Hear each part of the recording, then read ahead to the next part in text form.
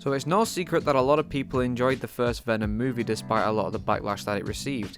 Well, yes, it wasn't exactly a great movie, it was the dynamic between Eddie Brock and Venom provided by Tom Hardy that kept us glued to the screen. It was entertaining, no bars, wild and random comedy. The drama wasn't all that interesting, and neither was any of the rest of the film. But whenever Eddie is interacting with Venom, or Venom interacting through Eddie, the movie becomes very fun to watch, and it's why so many people enjoyed it. So how did the sequel turn out? It was alright. You see, Let There Be Carnage was hyped up massively because it was the cinematic debut of everyone's favourite second symbiote, Carnage, the red and more savage Venom in a sense. And they had every right to be hyped. I was too. The promotional material made this movie look epic. Way bigger in scale than the first, so why did I say when the credits began rolling, what the f*** did I just watch?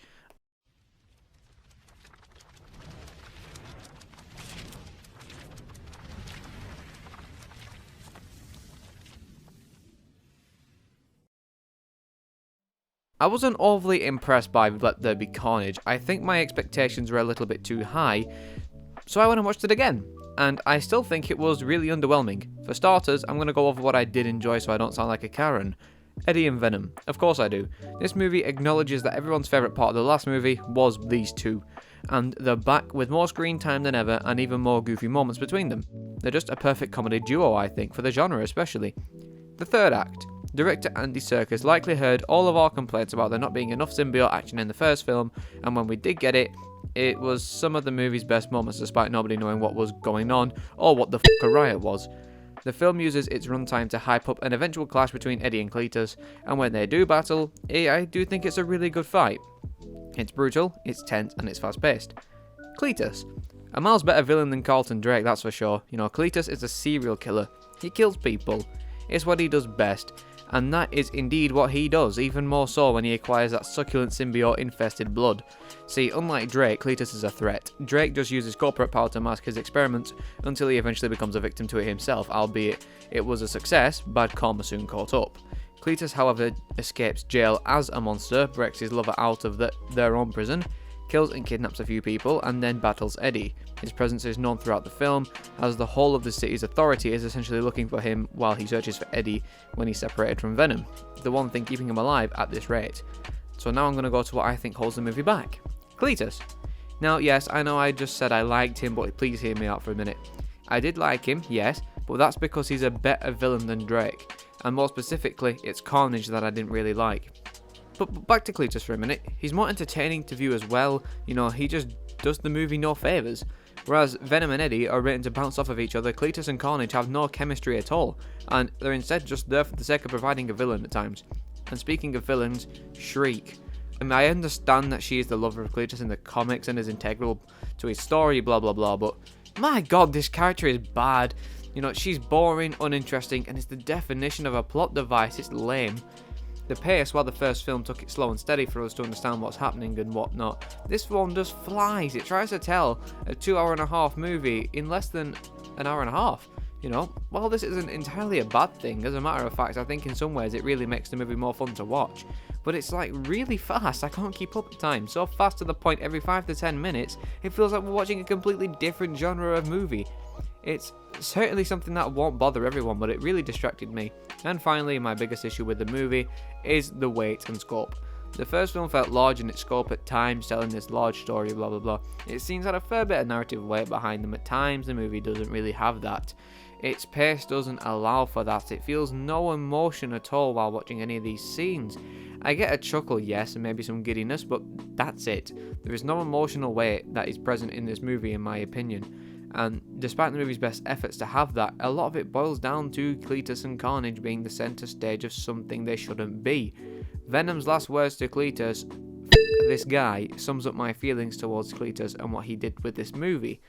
Before I continue reading the script, I'm going to quickly say that I enjoyed the moments that Carnage were on screen. He's really fun to watch, and he's just like Venom, but more, well, Carnage-inducing. He's really fun to see on screen. But when I'm trying to factor this into the plot and I'm not focusing on the action, it can just be really, really grueling to get along with the plot because they don't do much when it comes to the plot that doesn't serve anything but themselves. You're telling two narratives at the same time, but it doesn't feel like it's balanced when you're telling it. I can't really have a good relationship with the way the film sets out how it tells its story, but that's just me. And I appreciate the larger focus on the symbiotic action here as well, as Eddie and Venom antics, but Carnage makes the movie feel, well, like Carnage.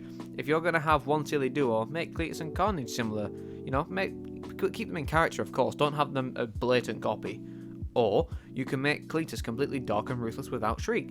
Let's be honest, Shriek is only in the movie to act as a clutch and a plot device, and to set up Patrick being Toxin in the next movie. Because, the post-credits scene gives me hope for Spider-Man No Way Home and Venom being there.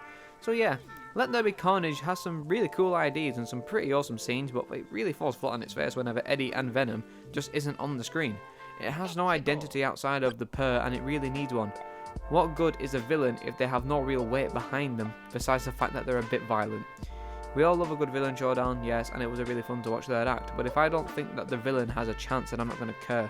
Even if I see our protagonist beaten, if I have no reason to believe they could lose, I'm not going to care. I'm not asking for Thanos, all I'm asking for is a villain with a little bit more substance beside red stuff. Carnage is just action, essentially. This movie tailors towards people who love superhero action. And I do love superhero action. Whenever there was superhero action on the screen, I was loving the movie. But whenever it tried to be more compelling, I hated it. Like, when it mashes together, because one half of the movie is action, the other half tries to be compelling. When the movie becomes compelling, I'm not interested at all, because it's just really boring. It doesn't tell it very well. Andy Serkis is really good at directing battles and, high intensity, and high-paced fights and things like that. But when it comes to telling a emotional story, he's not very good at doing that. Let There Be Carnage has its own identity compared to the first movie, absolutely, but it really doesn't really feel like it's that much better of a movie than the first one. I do think it is better, yes, because it's more fun to watch and it has more things that I would like to rewatch, and it isn't on for 2+ hours. It's easier to watch and get along with. But if you want to be critical about the movie, it's still not all that great, especially when you put it side by side next to its predecessor.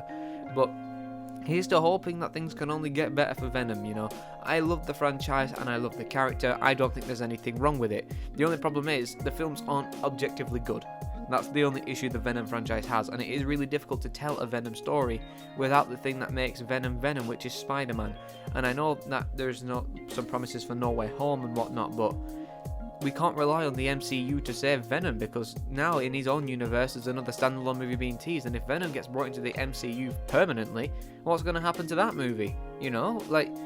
We honestly don't know what the future tells for Venom, apart from the fact that there's going to be a sequel and a Spider-Man crossover that is confirmed at this point. So where Venom's going to go next, I have absolutely no idea. But I really am curious to find out, because like I said, I enjoy this franchise. I think it's really fun to view. As a matter of fact, I think I prefer some of these movies over the MCU Spider-Man movies. I'll talk more about them in another video. But it's really confusing to me that they can't really tell a story without Spider-Man. It's possible, don't get me wrong, but it just seems like they're trying too hard to take the mind off of that and do something else. If you want to make a Venom movie, here's my pitch. Get Venom, get a villain, fight. Don't be compelling. Dude, just don't. Venom and Eddie are silly. Let them be silly. Let the villain be a serious threat, similar to Cletus, but make him feel actually threatening this time and do things that feel threatening to the, for the audience to watch. Let us see some murder and stuff. Make the movies R-rated, because that is what this franchise needs. And just in general, try and spruce things up a little bit. Symbiote on symbiote is cool, but we can't just have Venom fight a symbiote all the time. Have him fight like a superhuman. I don't mean Steve Rogers, but you know where I'm coming from. We can't just watch symbiote versus symbiote the whole time. I think people, Sony, especially people like Avi Arad, they just try and play into it too much, the fact that people enjoy these symbiotes and that it's going to make money, which they do, to be fair to him. It's just not always going to give us, the best critical result. But as long as these movies make money, I don't think anyone gives a shit. So, yeah, there's my pitch. Thank you all for tuning in, and I'll see you in the next one, whenever that may be. Take care, and skedaddles.